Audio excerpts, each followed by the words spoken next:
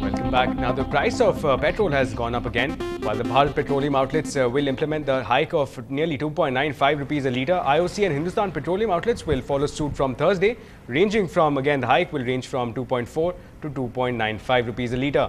And the hike is a result of international crude prices climbing to $90 a barrel.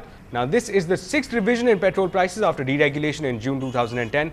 A decision on diesel price hike is expected to be taken by the empowered group of ministers in the third week of this month. And just to get a sense of, again, the price hike that we're looking at, the prices in Delhi have been hiked up from 52.91 to 55.87. Mumbai is seeing 57.35, move up to 60. Kolkata is again is hit pretty hard, 56.81 to 59.77. But importantly, Chennai is seeing the largest hike has been saved for Chennai, again 57.44 to a dramatic figure of 60.40. So that's what people in Chennai will have to shell out for, the most expensive from amongst the four metros.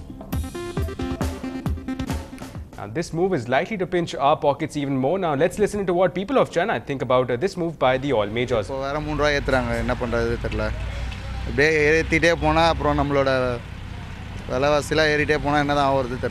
Naturally, price increase means it will put the common man to difficulty one day. If the government could have delayed it, it will be better for us. So the periodical price rise ultimately puts us into problems one day. And this has got a side effect in all commodities. So cost of living keeps on going. They are supposed to increase petrol and diesel parallelly. Otherwise, they have to give a subsidy only for diesel, means they should not increase the petrol price alone. Because the difference between petrol and diesel, it is going up. Petrol எல்லாம் ஏத்திட்டாக்க நாங்க எப்படி வண்டி ஓட்டுறது, எவ்வளவு கஷ்டமா இருக்கு எங்களுக்கு. இருக்கிற விலைவாசிகள்லாம் பெட்ரோல் என்ன வருது எங்களுக்கு. அரசாங்கம் பார்த்ததுனா முடிவு பண்ணாதுக்கு. Well, tough situation awaits the people of Chennai here, but speaking of tough times that are awaited, even as the AIDMK chief was relishing on the political brownie points courtesy of her political masterstrokes and the DMK's misadventures, the Supreme Court might just have brought the good fortune to a screeching halt.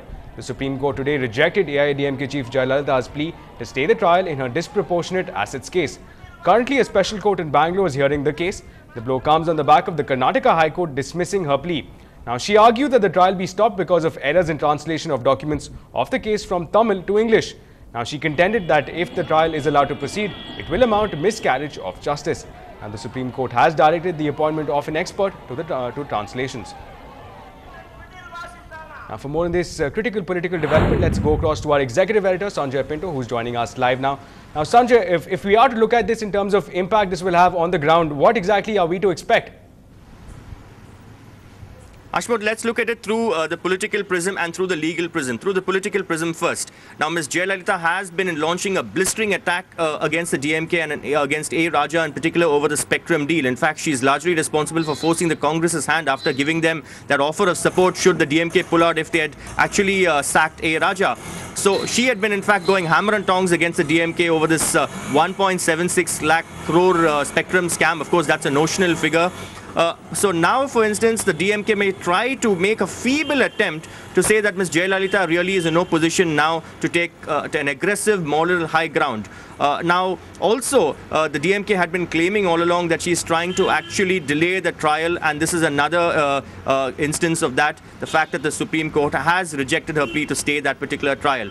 So, at the political level, of course, the DMK may just about manage a little smile, but what's more important really is the legal issue here. At best, this is perhaps a procedural issue. It's perhaps a little legal thorn or a legal hiccup for Ms. Jayalalitha because this case will go on and on. Elections are just a few months away, so there's no immediate threat to her from this case, whichever way it goes really. But of course, we'll have to really wait and see as to how the DMK uses this in its election campaign. As I said earlier, it's going to be a bitter election campaign, perhaps the mother of all elections here in Tamil Nadu.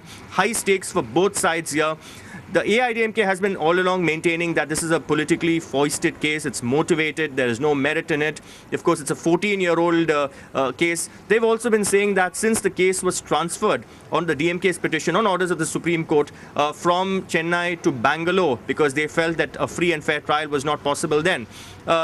translation would have to be done. Now, the AIDMK's apprehension is that it's very difficult in law. Really, you're splitting hairs and weighing feathers. So any little slip up may actually cost the defense dearly. So they really want to, in fact, ensure that nothing is really lost in translation.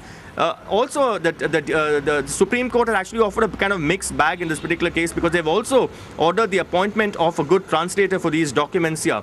So legally as well, it's not that it's the end of the road really for the AIDMK, because this case will go on and on. Certainly there were more than 200 witnesses. There are several documents, voluminous documents, to first be translated and then that evidence to be marshaled. So it's going to take a long time. But coming at a time like this, any shot in the arm, any political setback, however small it may be, will be magnified at election time. How well the two parties actually use it in the months ahead will be crucial. Ashmat. Right, Sanjay. Thanks for joining us and giving us a very comprehensive outlook in terms of, again, what it means, not only in political terms, but also in terms of legally what it means for Amma and perhaps her adversaries here in the state ahead of the assembly polls. That's the DMK. Now, moving forward, in what has come as a ray of hope for deemed universities, the Apex Court has issued notices to all states asking if the states are willing to grant affiliation to 44 deemed universities that face possible derecognition as per the Tandon Committee report. Now, the centre had accepted the Tandon Committee report to derecognize them for violating norms. However, the Supreme Court had already directed the centre not to derecognize them and to stop them from getting fresh admissions for this session starting from July. Now, Tamil Nadu has the dubious distinction of having 16 of these 44 derecognized deemed universities. 15 of them are privately owned, while one is government sponsored. Now, among those found undeserving of the deemed status in Tamil Nadu is Bharat Institute of Higher Education and Research, with 6 constituent institutions run by the MOS Information and Broadcasting. Now, the case will be taken up for hearing on the 11th of January next year. Now, moving forward, the Madras High Court today ordered notices to the Tamil Nadu government and Wilbur Smith Associates in petition challenging the feasibility report of Wilbur Smith Associates on the proposed elevated expressway from Lighthouse to Kotivakkam. Now, this 9.5-kilometer expressway along Chennai's beaches has attracted widespread criticism from social activists and coastal communities. Now, the communities fear massive displacement due to the project. The feasibility report on the project is challenged on the ground that the leaders of coastal communities were not consulted as claimed as per the feasibility report. Now, the court ordered notices to the government and the company and asked for a reply within 3 weeks. Task of conducting the feasibility report for this project was entrusted with Wilbur Smith Associates, and they claim to have conducted widespread consultations. While the villagers have been claiming that no such consultations were held, village leaders under whose leadership the consultations were alleged to have been held, wrote in June 2010 to the Chief Minister stating that no such consultations have been held. Wilbur Smith வந்து மக்கள் கருத்து கேட்கவும் இல்லை, மக்கள்கிட்ட எந்த ஒரு ஒப்பீனியனும் கேட்கல, எதுவுமே கேட்காம ஒரு பொய்யான ரிப்போர்ட்டை வந்து அவரே செஞ்சு மக்களை அணுகாமலே வந்து ஒரு ரிப்போர்ட்டை முடிச்சு அதை முடிச்ச மாதிரி கொடுத்துருக்காரு கவர்மெண்ட்டுக்கு. Now, moving ahead, Rahman looks to conquer the world of music once again. Find out more about his potential exploits on the global level. More on that in just a short while.